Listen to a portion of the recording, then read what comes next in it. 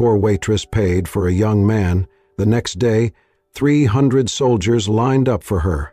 Rain tapped steadily against the diner's windows, thin streams running down the glass like tears. Inside, the warmth from the coffee machines did little to ease the fatigue pooling in Eliza's shoulders. The late shift always left her drained, but she wore her exhaustion behind a smile, pouring refills and wiping counters with quiet grace. It was near midnight when the door creaked open. A gust of cold air swept through, turning a few heads. A young man stepped inside, soaked to the bone, his coat torn at the sleeve and boots caked with dried mud. He moved slowly, not out of age, but caution, as if unsure whether he was welcome. Eliza looked up from the register, meeting his eyes. They were clear, startlingly so, beneath the tangled hair and wet lashes. He walked to the counter, his hand slightly trembling. "I'm not here to cause trouble," he said, voice soft, barely louder than the rain. "I just need a meal. I have no money, but if you could spare a sandwich, anything warm, I'll do dishes, clean floors, whatever you need." Eliza hesitated. He was young, maybe her age, maybe younger, but the lines in his face told a story far older. There was no begging in his tone, no pity sought, only quiet dignity wrapped in desperation. She looked toward the kitchen, then at the tray holding a full plate of meatloaf and mashed potatoes, a canceled order, still hot. Without another word, she slid the tray off the warmer, added a cup of black coffee, and placed it gently in front of him. "Someone canceled their order," she said. "Seems a waste to throw it out." The man blinked. "I thank you. I mean it," she smiled, already turning back to grab extra napkins. "You don't have to mean it, just eat." But the moment shattered as a sharp voice cut through the quiet. "Eliza," her manager Greg stepped out from the back, his expression thunderous. "What is this?" "It was a returned meal," she said calmly. "He's hungry." "I do not care if the Pope is hungry. We don't give away food." Eliza stood her ground. "It would have gone to waste." "Not your call," Greg snapped. "You're not running a charity. You want to feed the whole damn street? Do it on your own dime." Eliza looked at the young man who had set his fork down, already halfway to standing. "I'll leave," he murmured. "No," she said quickly. Then, turning to Greg, "Take it out of my tips." Greg's lip curled. "You're fired." Silence fell like a dropped glass. The diner froze. Eliza untied her apron slowly, placed it on the counter, and nodded once. No anger, no tears, just tired acceptance. She stepped into the rain, the door slamming shut behind her. The cold hit her like a slap, but she didn't flinch. She walked down the street, her coat thin against the wind, the weight of her decision heavier than her soaked shoes. Behind her, footsteps splashed through puddles. She turned. The young man had followed her, jacket pulled tight, his eyes searching hers. "I'll never forget what you did in there," he said, voice rough with cold and something else. "You didn't treat me like trash. You saw me." Eliza looked at him, truly looked. The storm had etched shadows under his eyes, but something in him was unbroken. She offered a small smile, one hand pressed to her chest to keep in the warmth of that moment. "Everyone deserves to be seen," she whispered. Then, without another word, she turned and walked into the night, unaware that this moment, this choice, would echo far beyond what she could ever imagine. The room above the laundromat smelled faintly of detergent and mildew. Eliza closed the door behind her with a tired sigh, letting her damp jacket fall from her shoulders onto the lone chair by the wall. The heater groaned when she twisted the knob, more noise than warmth. Smokey, her rescued orange tabby, meowed from his perch on the windowsill, stretching lazily before curling back into himself. She sat on the edge of her mattress, toes tingling with cold, fingers still clutching the last of her dignity. Fired, just like that, for feeding a stranger a meal someone else had already abandoned. Her tips for the week, what little she had, were already gone on cat food and a half bag of groceries. Rent was due in 4 days, and she was already late on the electric bill. She stared at the ceiling, blinking back tears that refused to fall. The next morning, a knock at the door startled her. Not a loud knock, just 2 soft taps. When she opened it, no one stood in the hallway. Just a plain, white envelope lying at her feet. Cautiously, she picked it up and stepped back inside. The flap wasn't sealed. Inside was cash, enough to cover next month's rent. She gasped softly, fingers trembling as she unfolded the note tucked inside. The handwriting was neat, deliberate. People like you deserve more than survival. There was no name, no signature, just those words and the quiet weight of them. Eliza clutched the paper to her chest, her mind racing. Who? Why? She thought back to the man from the diner, his clear eyes, the way he'd looked at her like she was the first person to truly see him in a long time. Later that week, while walking home from a nearby food pantry, Eliza paused at the corner of the church. A small crowd had gathered in the alley beside it, volunteers setting up folding tables with warm food, clean socks, and first aid kits. She stepped closer, drawn by the scent of baked bread and the quiet laughter of people who hadn't had much to laugh about. And then she saw him. Same eyes, same build, but now clean-shaven, wearing a dark wool coat and gloves. He stood behind a table, handing out wrapped sandwiches and thermoses of coffee. His smile was quiet but real, the kind that came from someplace honest. She stood frozen for a moment before stepping forward. "Hey," she said, unsure if he'd remember. He looked up and smiled like he had been waiting for her. "Eliza." She blinked. "How did you—" "I asked around," he said simply, reaching beneath the table. He pulled out a wrapped sandwich and offered it to her. She hesitated. "It's turkey," he said, "with cranberry spread. I remembered you mentioned it was your favorite when you served me." She accepted it slowly, fingers brushing his. It was warm. "You didn't have to." He shook his head. "You gave me my first real meal in days. This is the first one I get to share." There was a quiet between them, not awkward, just gentle. "You look different," she said. He chuckled. "A shower and a shave will do that." She studied him. There was something steady in the way he stood, something that didn't quite fit the story of a man down on his luck. But before she could ask more, a woman behind him called his name. "Aiden." He turned, gave a small wave, then looked back at Eliza. "Come back tomorrow. I'd like to talk more." And with that, he turned back to his table, handing out cups of coffee to a pair of veterans who patted him on the back. Eliza walked home that night with the sandwich still warm in her hands and something even warmer curling in her chest. She didn't know who Aiden really was yet, but she knew, somehow, her story with him wasn't over. The winter deepened slowly in the small town of Millridge, casting frost over windows and weaving chill into the breath of morning. Yet, amidst the cold, Eliza found warmth, not in electricity or blankets, but in the quiet presence of a man who never quite left her thoughts. Aiden.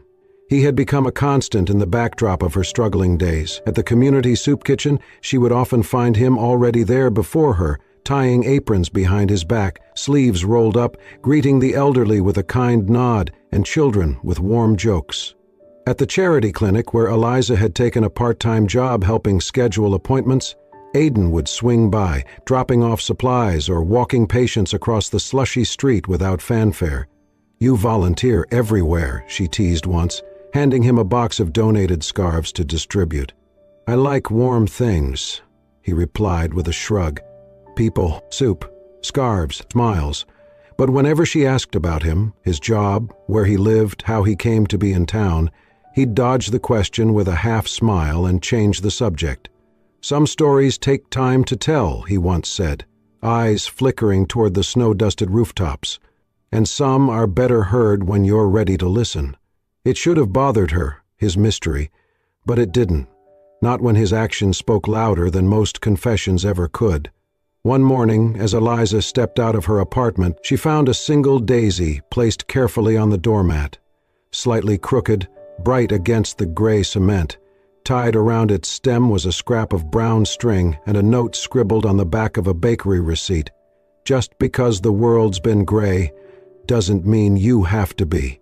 It was the first time in weeks she genuinely laughed. Not a tired exhale, not a hollow smile. An honest laugh that bubbled up and startled even Smokey, who blinked at her from the windowsill. She tucked the daisy into a mason jar and placed it on her nightstand. It stayed there, still, long after its petals began to curl inward. Their rhythm became something sacred, a nod across the pantry, a cup of cocoa passed wordlessly at the bus stop, a shared silence on the church steps after closing time. But one Friday, the chill seeped in deeper than usual. Eliza woke with a sore throat and a fever that burned behind her eyes. She wrapped herself in layers and still felt like ice had taken root in her bones.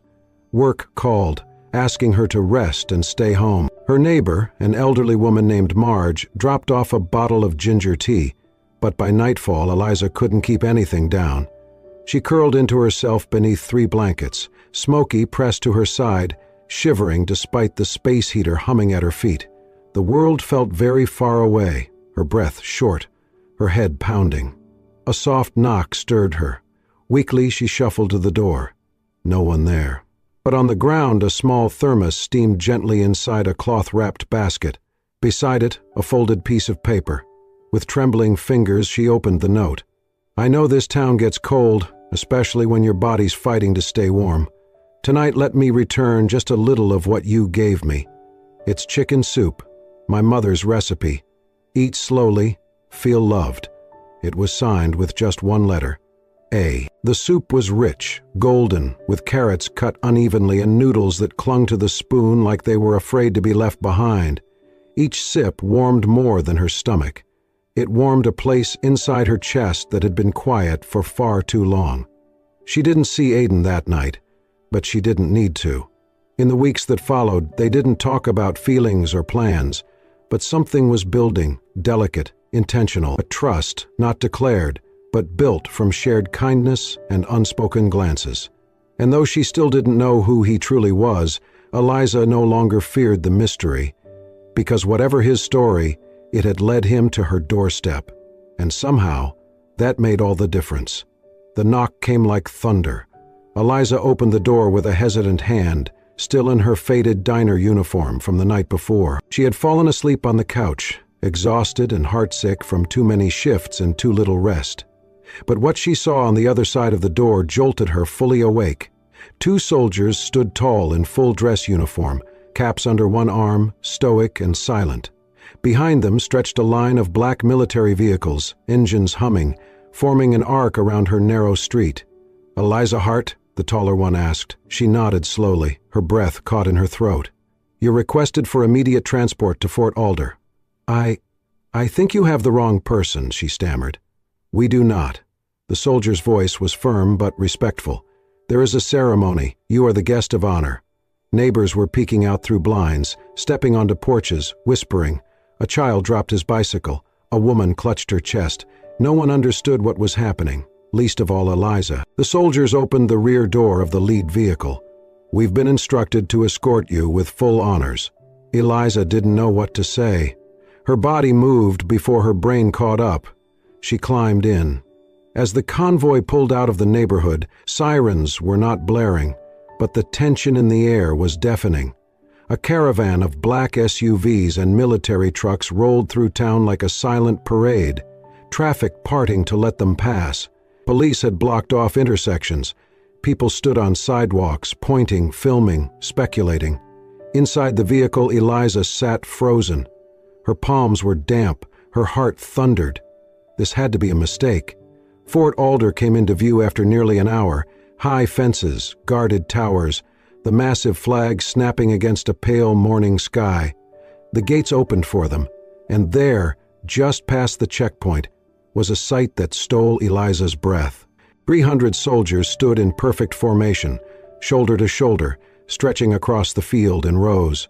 The entire front plaza of the base had been cleared for this moment. The soldiers' uniforms were pristine, boots shined, medals glinted in the sun, and not a single one moved or spoke. As Eliza stepped out of the vehicle, the silence was deafening. Even the wind seemed to still. Her shoes crunched on the gravel. She was led, trembling, down a path lined with honor guards. Their salutes were raised in unison, sharp, reverent, precise. At the far end of the path, on a small platform flanked by flags, stood a man she barely recognized. But her heart did. It was Aiden. Dressed in his formal military uniform, chest adorned with honors, cap under his arm, his posture proud, his face no longer shadowed by hunger or fatigue, but lit with clarity and quiet strength. She stopped halfway. "Aiden?" Her voice was barely above a whisper. "What is this?" He stepped forward, his tone calm but powerful. "My name is Major Aiden Black. I serve in a Special Operations Division under a humanitarian arm of the U.S. Army. For the past few months I have been undercover, searching, watching." She shook her head, stunned. "You? Lied?" "I didn't lie. I didn't tell you who I was, because I needed to see something the world forgets." He looked around at the rows of soldiers. "I needed to see if kindness still existed without credit, if compassion could survive without spotlight. And then I met you." Eliza's breath caught. Aiden stepped closer. "You gave me food, but more than that, you gave me dignity. You looked at me like I was still someone." She swallowed hard, eyes burning. "Why are they all here?" Aiden turned to the soldiers and then back to her.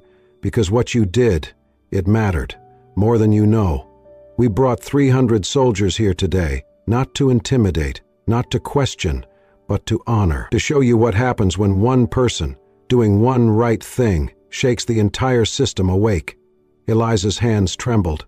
She whispered, "I'm just a waitress." Aiden smiled, his eyes soft. "No, you're the reason hope is still real." And in that moment, before the silence lifted, Eliza realized she hadn't been summoned. She'd been saluted. The smell of warm cornbread drifted through the small hall of the newly opened community center.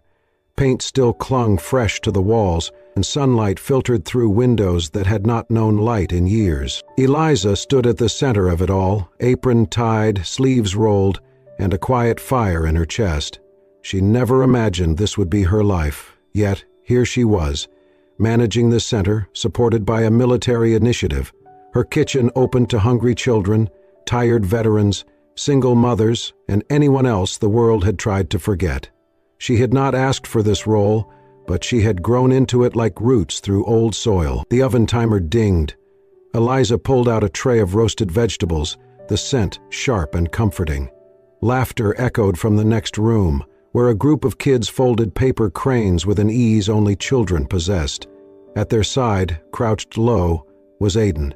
He had never once asked for recognition. Instead, he arrived early every Saturday morning with a bundle of wildflowers, daisies, goldenrod, sometimes a single white lily, and left them by the kitchen sink with a note that only read, "For the keeper of the flame." He fixed broken hinges without being asked, repaired the squealing faucet, taught the kids to fold napkins into animals for lunch trays. Some days he just sat with the elderly, listening, not talking, listening. Eliza watched him often, always from a quiet distance.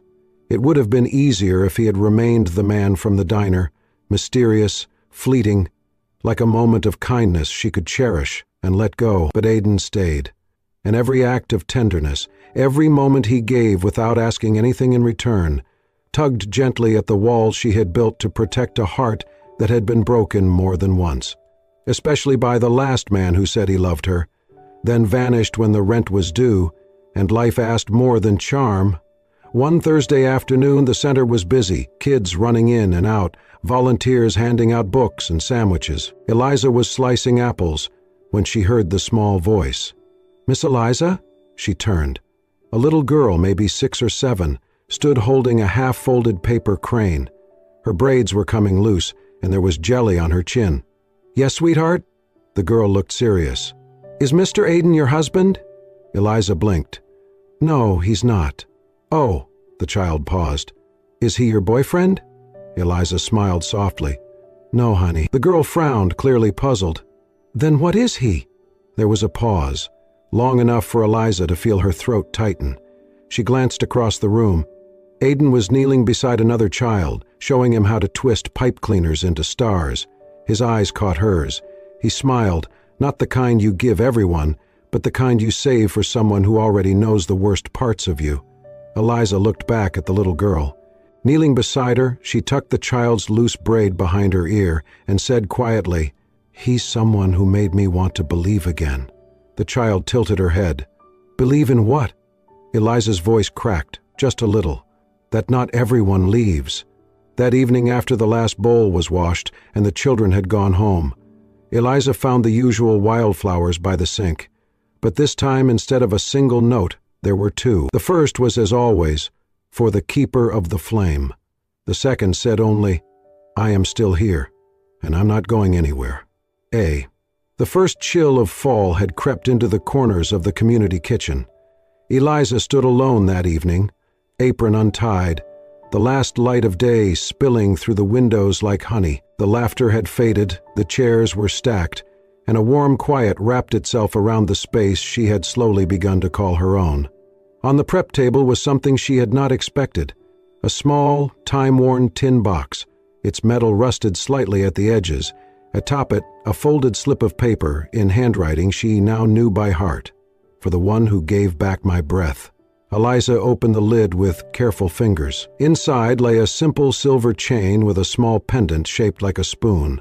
On its back, engraved in faint but steady strokes, were the words, "For the girl who fed my hope." Her breath caught. It was not jewelry meant to dazzle. It was something quieter, heavier, a piece of truth. Behind her, footsteps approached, soft, measured. She turned. Aidan stood in the doorway, hands in his pockets, jacket dusted with leaves from the wind outside. For a long moment they didn't speak. Then he stepped closer, his voice low. "That spoon," he said, nodding toward the chain, "belonged to my mother. She used to say a meal made with care could fix more than a prescription. After my last deployment, I stopped believing that. I stopped believing in most things." He looked at her now, eyes unguarded. "I came back, but not really. I was angry. At the silence, at the world, at myself." He paused. "So, they gave me a different kind of mission. Send me out into the places we forget. Let me search for people who still believed in something better. People who give, even when the world takes." Eliza's fingers closed around the pendant. "And then," he added, stepping close enough for her to smell the faint cinnamon from the afternoon's cookies still clinging to his coat, "I met a waitress who offered me a plate of food without asking who I used to be, who didn't flinch when the world told her no, who stood taller when it got hard, and gave like it cost her nothing, even when it cost her everything." He reached out and took her hand, warm, gentle, steady. "You brought me back," he said. "Not to the army, not to a title, but to myself. You reminded me what hope tastes like. It tastes like cornbread and chicken stew, and a quiet place where someone says your name like it matters." Eliza didn't speak. She couldn't. Her throat was tight with unshed tears, and her heart, still bruised from so many yesterdays, beat now with something dangerously close to faith. So instead of words, she turned back to the stove. From the oven, she pulled out a small dish, nothing fancy. Just roasted root vegetables, warm rolls, a pot of lentil soup still steaming beside it. She set the table in silence. 2 bowls, 2 spoons. Aidan sat. He didn't ask questions. They ate slowly, like people who knew what it meant to be hungry, not just for food but for understanding, for safety, for someone to see them and stay. When the last bite was gone and the tea had turned lukewarm in their cups, Aidan reached across the table and rested his hand atop hers again. "Thank you," he said softly, "for seeing me, before I even remembered who I was." Eliza finally looked up, eyes shining. "You made it easy," she whispered. "You showed up." The knock on the door came just after sunrise. Eliza, already at the kitchen stirring a pot of oatmeal for the morning meal, wiped her hands and opened it with sleepy eyes and flour on her cheek. A young officer stood at attention, his uniform crisp, his voice formal yet kind.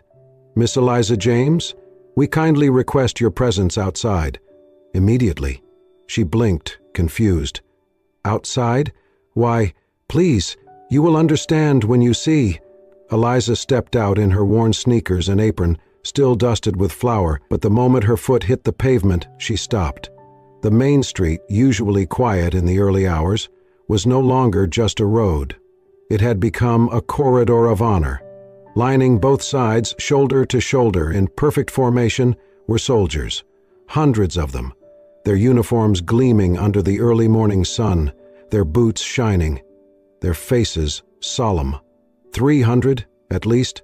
Army, Navy, Marines, Air Force, men and women of every age and background, standing as one, saluting, silent. The town around them was still, as if the world itself had paused to bear witness. Shopkeepers peered through their windows. Early joggers stopped mid-stride. Cars pulled to the side. Engines hushed. A child on a bicycle stopped pedaling and simply stared. Eliza felt the breath leave her lungs. Her name was whispered in the wind, passed from soldier to soldier like a prayer. Eliza, she's here. 2 officers stepped forward and gently guided her down the street.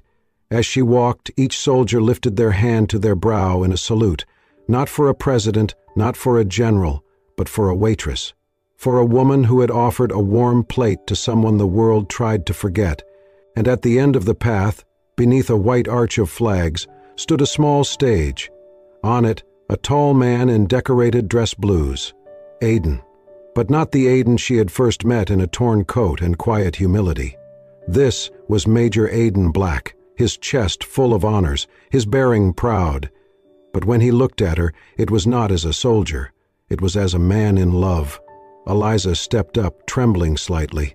The air was thick with silence. She could barely hear her own breath. Aiden took the microphone, then paused. For a long moment he said nothing, and then, "There are many kinds of service."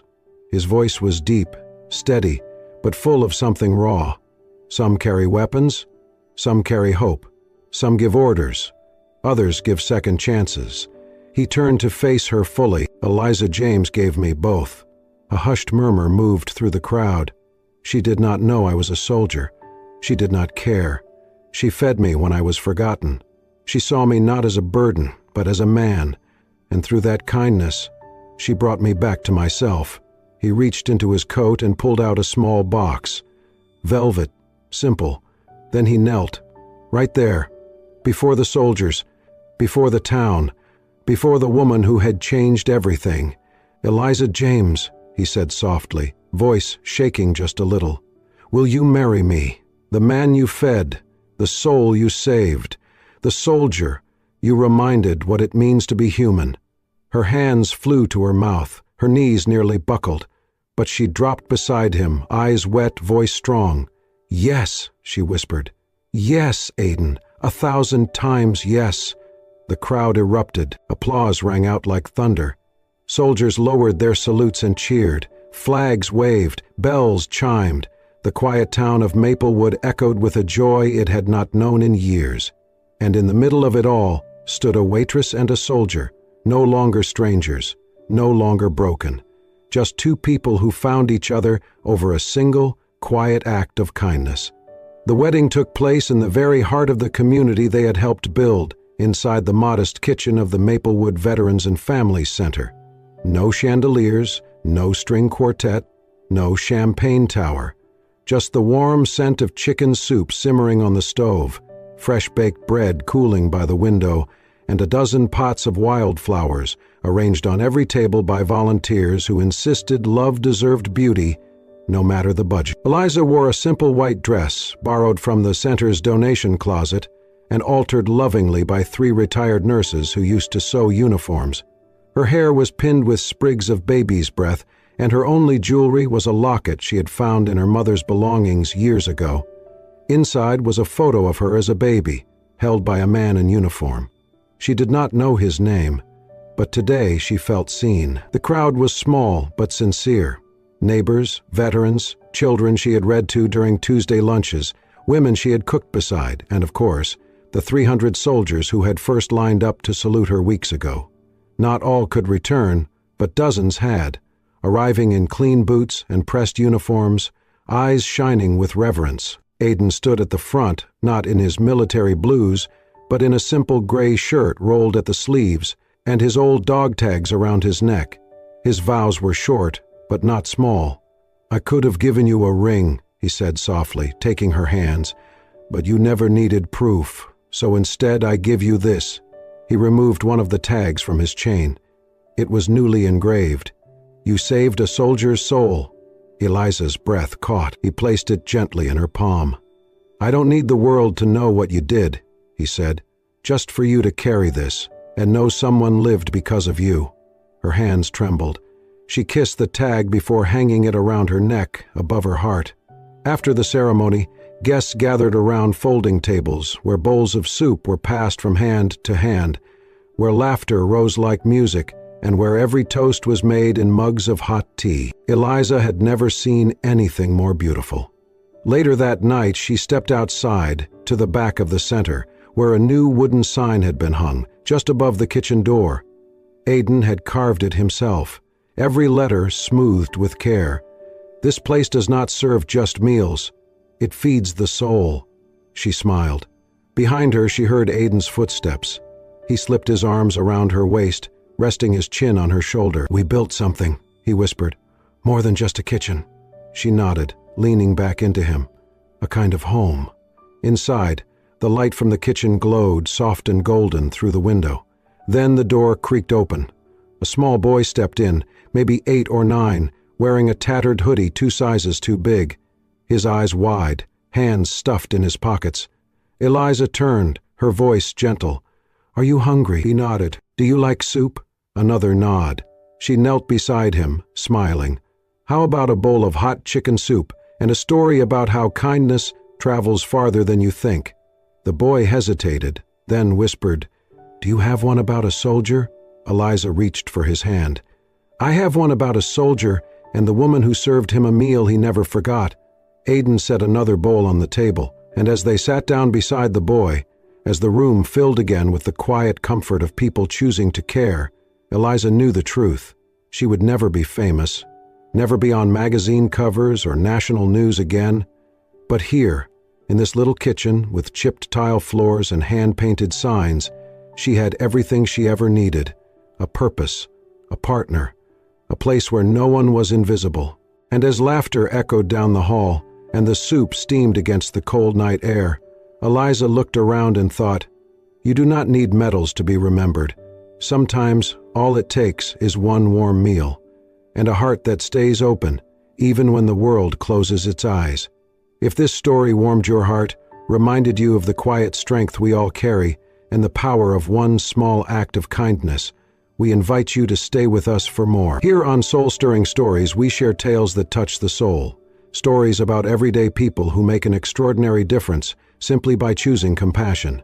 If Eliza's journey inspired you, please like, comment, and subscribe to our channel. Hit the notification bell so you never miss a story that might just change the way you see the world. Thank you for watching, and remember, sometimes the greatest heroes wear aprons, not armor.